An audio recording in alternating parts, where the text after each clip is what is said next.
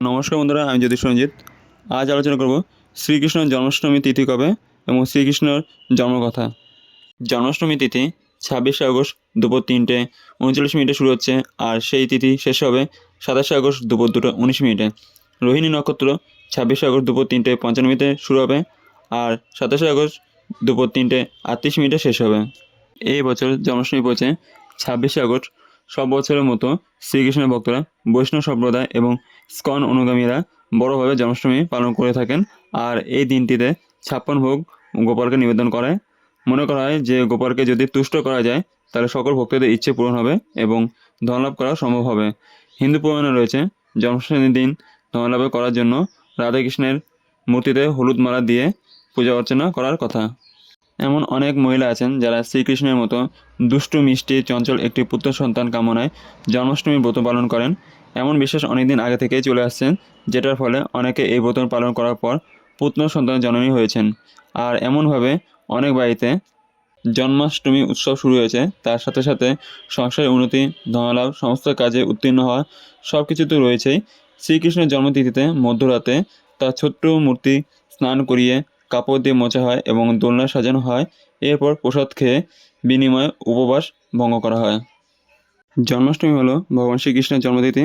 ভাদ্র মাসে কৃষ্ণপক্ষে অষ্টমী তিথিতে রোহিণী নক্ষত্র যোগে ভগবান শ্রীকৃষ্ণের মথুরায় কংসের কারাগারে মাতা দেবকী অষ্টম সন্তান হিসেবে জন্মগ্রহণ করেন। তার এই জন্মদিনকে জন্মাষ্টমী বলা হয়। সনাতন ধর্মাবলীরা দিনটিকে বিভিন্ন আনন্দ উৎসবের মধ্যে পালন করে থাকেন। ভগবদ্গীতা অনুসারে কৃষ্ণ বা শ্রীকৃষ্ণের বিষ্ণুর অষ্টম অবতার। সনাতন ধর্মের বিশ্বাস অনুসারে তাকে স্বয়ং ভগবান এবং বিষ্ণু পুনরাত্ম মনে করা হয়।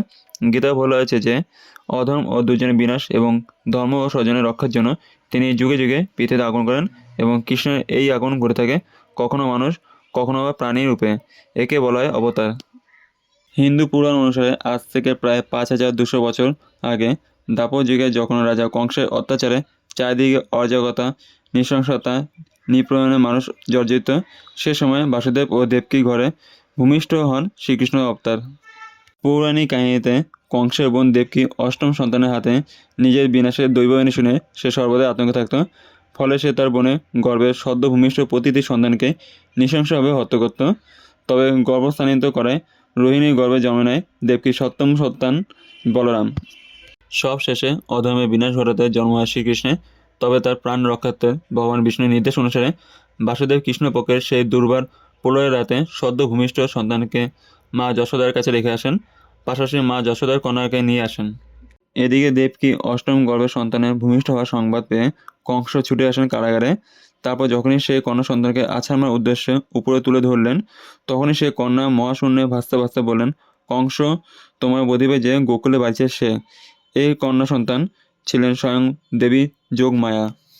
যাই হোক, কৃষ্ণের সন্তান না পাওয়ায় রাজা কংস কুখ্যাত পুতনা রাক্ষসীকে 6 মাস বয়সী সব শিশুকে হত্যার আদেশ দেন।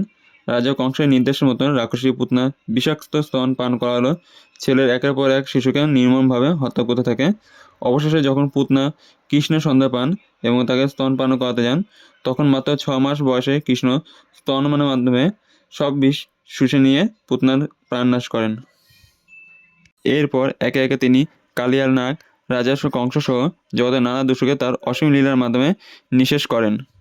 শ্রীকৃষ্ণের জন্মের সময় চারদিকে অরাজকতা, নিপীড়ন, অত্যাচার ছিল চরম পর্যায়ে। মানুষের স্বাধীনতা বলে কিছু ছিল না, সর্বত্র ছিল অশুভ শক্তির বিস্তার। শ্রীকৃষ্ণের সব অশুভ শক্তিকে পরাস্ত সমাজকে কুলুষমুক্ত করেন। ভগবদ্গীতায় ভগবান শ্রীকৃষ্ণের মন্দের বিরুদ্ধে জয়ের প্রতীক তিনি উল্লেখ করেছেন।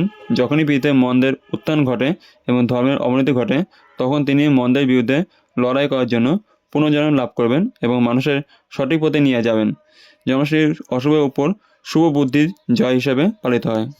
সম্পূর্ণ ভিডিও দেখার জন্য আপনাদের অসংখ্য ধন্যবাদ। ভিডিওটি ভালো লাগলে লাইক, শেয়ার আর আপনাদের কোনো মন্তব্য থাকলে কমেন্টে জানাবেন এবং চ্যানেলটিকে সাবস্ক্রাইব করে বেল আইকন অন করে পাশে থাকবেন। আজকে আমার ভিডিও এখানে শেষ। দেখা হবে পরের ভিডিওতে।